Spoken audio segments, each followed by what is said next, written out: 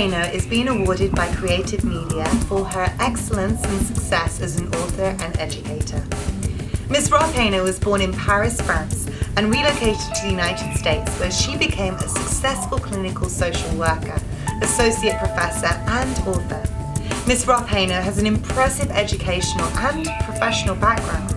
She earned a master's degree in social work from Hunter College in New York and worked for over 20 years as a licensed social worker in New York, in addition to teaching at New York University for 12 years as an associate professor. Ms. Roth Hano and her family found themselves trapped in their native France during World War II.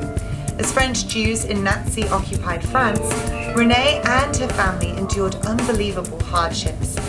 When she successfully escaped, she decided to dedicate her life to helping others and giving back to the world.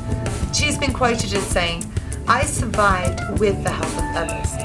Helping people through crisis and making a difference in another person's life is the greatest feeling to me.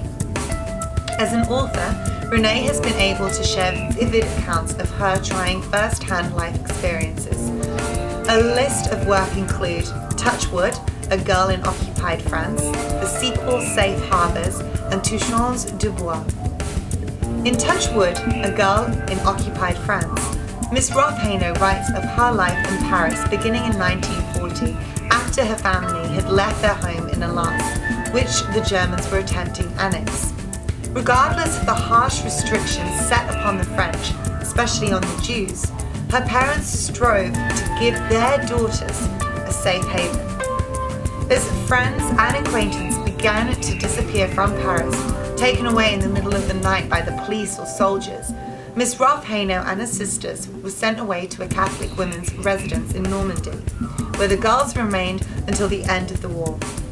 Ms. Roth Hano tells Touch Wood, A Girl in Occupied France, using diary-like entries, recreating scenes from her past, breaking curfew to spend time with a friend, escaping out the back door of a friend's home as police came through the front door to take the family away, living through the bombing of the Normandy invasion, and returning home at last to her parents. She conveys these memories with clear recall of the hunger felt during food rationing, of the effort of working through the religious dissonance of Catholicism and Judaism, and of the sorrow without self-pity for the terrors around her. Ms. Roth Hano continues the autobiographical story begun in Touch Wood in the sequel Safe Harbors. In Safe Harbors, Ms. Roth Hano is 19 years old in 1951, where she's just arrived in New York City. She writes of having to confront the legacies of World War II. She grapples with religious identity, including the solace that she has learned to find in Catholicism, with grief and guilt over her father's peacetime death, and with her shock at the losses of war. Critics hail Safe Harbors as being more ambitious than Touch Wood, A Girl in Occupied France. In its attempt to shift among various chronological settings, this sequel, paradoxically, succeeds on a smaller scale. Ms. Roth Hano has experienced success in all of her pursuits, including that of her writing. Looking forwards to the future, Ms. Roth Hano plans to continue writing and expects continued success.